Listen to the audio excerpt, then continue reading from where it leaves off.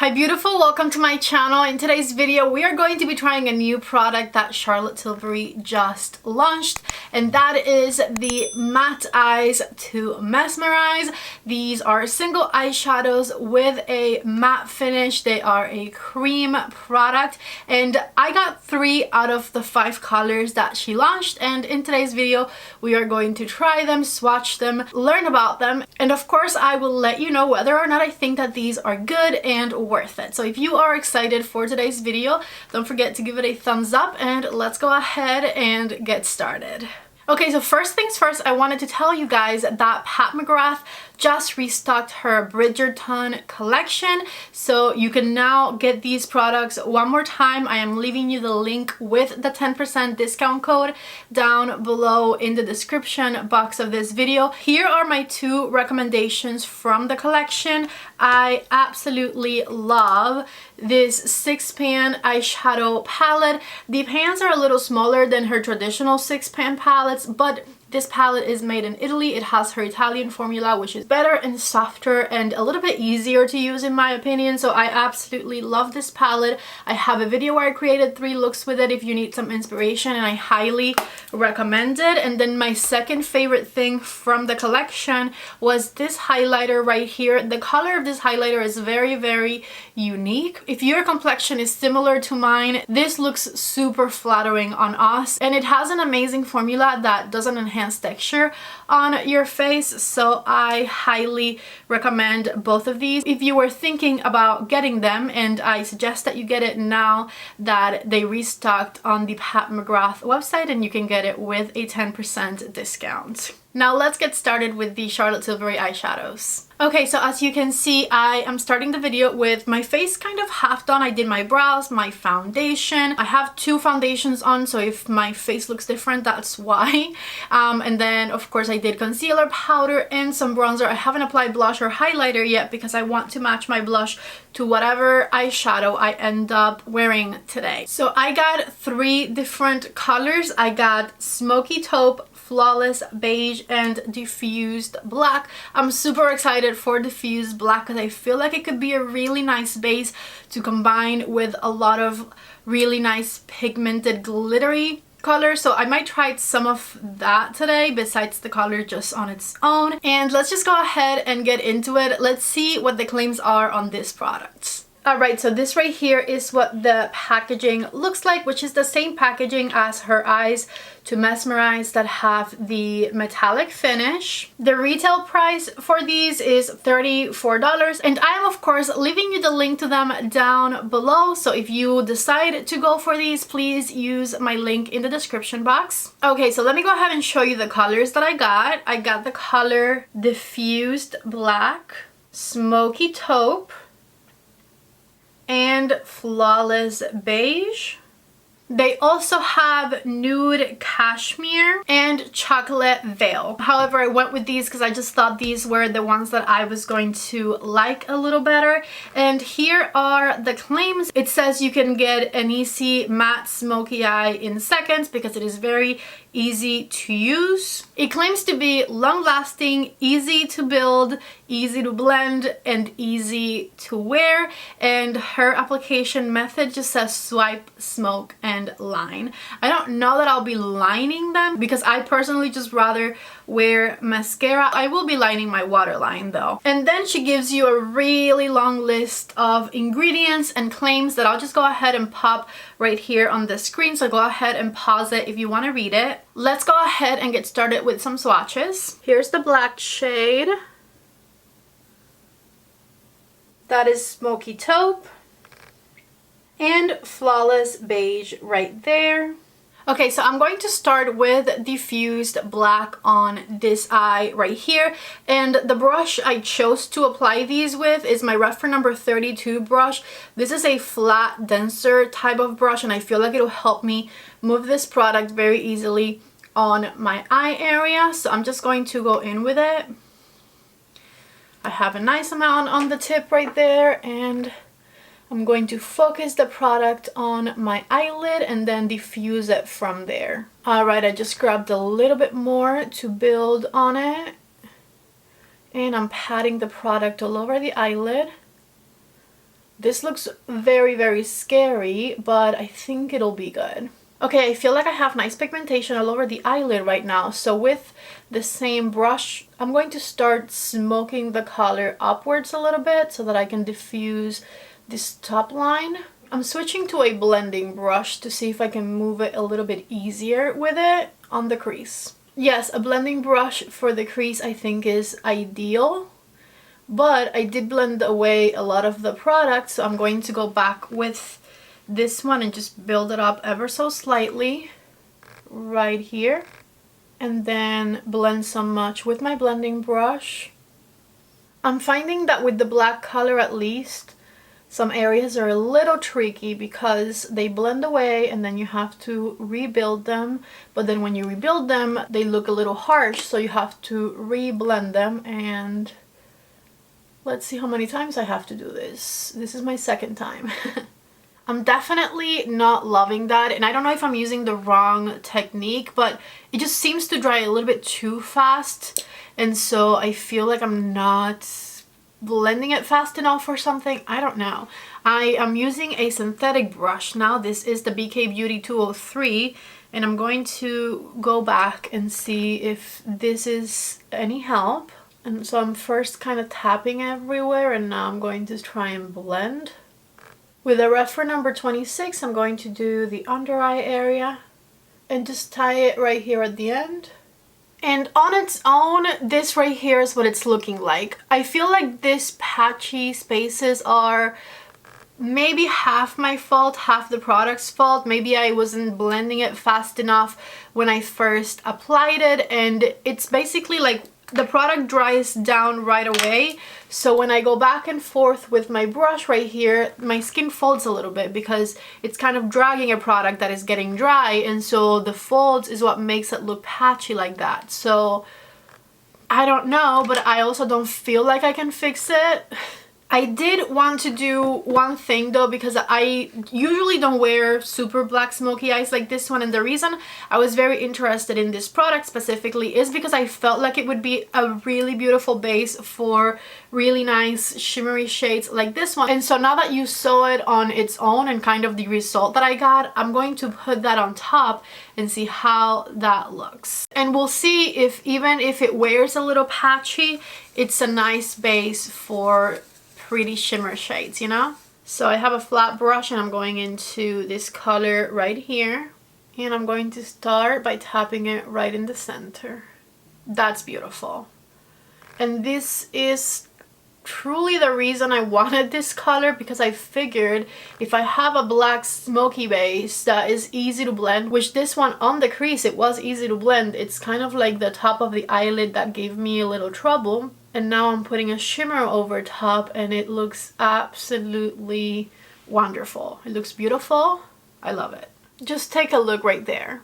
On its own, I don't recommend it because you guys saw it looked pretty patchy, but once you put a shimmer on top, it is a beautiful base. And technically, I created that smoky eye very, very easily and fast. I struggled with what you can't see anymore. I'm going to use a brown eyeliner in my waterline because this will kind of match everything. It's not perfect for the black, but it'll match the rest of the colors really nicely. And I don't plan on wearing the black today. I'm going to use the highlighter from Pat as an inner corner highlighter over here. And this right here is the eye look that I created. I'm going to clean my brushes and try a different technique on the other eye. And I went ahead and applied my brown eyeliner from the beginning. On this eye, I'm going to use the color Smoky Taupe. And my different technique is basically going in with a synthetic brush from the beginning. I feel like sometimes synthetic brushes are better with cream products than natural hair brushes. Alright, and so I grabbed a lot of product and I am painting my eyelid with it. And I'm going to start blending it on the crease right away. I'm going to kind of hold the eye back here. Okay, I removed some product from the brush so that I can blend out the edges up here. And I feel like this is a lot better than what I did with the black shade. Although this is an easier color to work with. Back to the shade, and I'm going to just back and forth blend it underneath the eye. I'm applying a little bit more to the eyelid. And once again, blending the crease. Back with the highlighter, I'm going to use it as an inner corner color over here as well. Okay, and this right here is the second matte look that we created with the taupey color. Again, this was a little bit easier to work with, but I can still see some patches.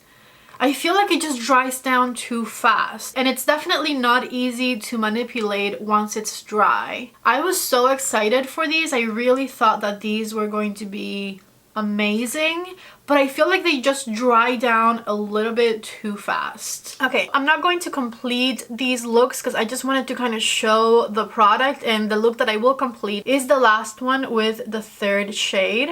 But this right here is the final look with the taupey shade. I'm going to take this off. I'll be right back. Alrighty, I took everything off, put my concealer back on, and let's go ahead and try the last shade. This one is Flawless Beige. So let's see how flawless we can get it to look. And I'm going to go back with the BK Beauty 203 brush and just get in there. See, I feel like they're just very dry. Like, even like I have to really dig my brush in there for it to like start giving me pigment. I think I got enough now. I am tapping it in place, and I found that if I pull my eye a little bit, it blends easier because it doesn't crease my eyes, I guess. So I am blending around the eyelid area now. Just back and forth with the brush and diffusing any lines that I've created back here. I'm going to go back with a clean brush and just run it through any edges that remain. Okay, this looks good. I went back over the edge up here with a clean number 32 from Refer, and I'm going back to the eyelid area with a bit more product just to kind of intensify it up here, just tapping the product in place. This is the best I've gotten it to look, I believe. Maybe there's a learning curve to it. Maybe I just, wasn't doing it right at first. This definitely looks better. Let me see if I can get that to look even more blended right here. And I think tapping the product has worked better than going back and forth. So I'm tapping to blend. Okay. Let me do the same thing on this eye. So I'm going back with a lot of product, or like trying to dig my brush in there, and let's do it again. Let's see if we can get it to look the same. And like I said, I feel like tapping the product works a lot better than swiping it. So tap it. Now I'm going to start tapping on the crease to bring it up, and now with the Refer brush that is clean, diffuse the edge up here by tapping and swiping it over the edge that I created. Okay, that looks good, but this one looks more intense, so I'm going to intensify this one a bit. And back with the Refer 32, just kind of trying to blend the crease out. Okay, close enough. I'm going to redo my under eye liner, so I'm going to just go back with my brown eyeliner and put it in my waterline. And then back with the BK Beauty 203, I'm dipping just the tip now, and I'm going to go back and forth right underneath my lower lashes and connect it right here at the end. Okay, so this right here is what it ends up looking like. I am about to apply some mascara, but first let me tell you my first impressions. I feel like if this product were to be not as dry, it would be absolutely beautiful and extremely easy to use. I don't know if I got a bad batch, if these maybe like were supposed to launch earlier and they've been sitting around. I don't know what it is, but I find the product to be very, very dry, and because it's so dry, I don't find it very easy to blend on the eyelids. I feel like I have to do a lot of steps for it to look decent, and if I were to go for this type of eye look, I feel like I would be able to get there much faster and easier by building on a couple of beige, matte, powder eyeshadows. So yeah, let me go ahead and put on some mascara and I'll show you what that looks like. Okay, I am back with mascara on, and this right here is what it looks like. I'm going to finish up my makeup real quick. I'm going to apply a little bit of blush. I'm going in with Nymphette right here from the Bridgerton blush palette. And I'm just going to tap it on my cheekbones with my reference number 5. For highlighter, I'm going to use this one. Also from the Bridgerton collection. I'm going to put a little bit right here on the inner part of the eye. And for lipstick, I'm going to use Iconic Nude from Charlotte. And the Pillow Talk lipstick in this formula. I don't remember what this formula is called, but I will just go ahead and link it below. It's the very shiny hydrating one. Kiss something maybe? No, we're not gonna use that. Okay, I left the lip liner on, but I'm going in with my Nana lip balm from Westman Atelier. I've been using this one so much lately, but I just love the formula so much. And this one's nice and like a little bit neutral to cool tone, so it matches the eye look a little bit better. Alrighty, and this right here is the final look. I'm kind of torn on this product. I just thought it was such a good idea and I really loved the idea of it, not to be redundant, but I just can't make them work easily. If these were easy to apply, easy to manipulate, easy to blend, I feel like I would be all about them. Like, for example, I have a much easier time with her regular Eyes to Mesmerize formula, which has more of a metallic glowy finish, and I don't own any of those, but I have experience with them because I used to work with them when I worked for the Charlotte Tilbury counter. And something else that I prefer over this in my collection is the Auric Beauty duos. These right here have like a satin metallic finish to them, and you can blend them on your crease so easily. And then they also come with the extra metallic shade on the cap, which makes them very user-friendly. So unfortunately, I really wanted to love these, but I'm not loving them.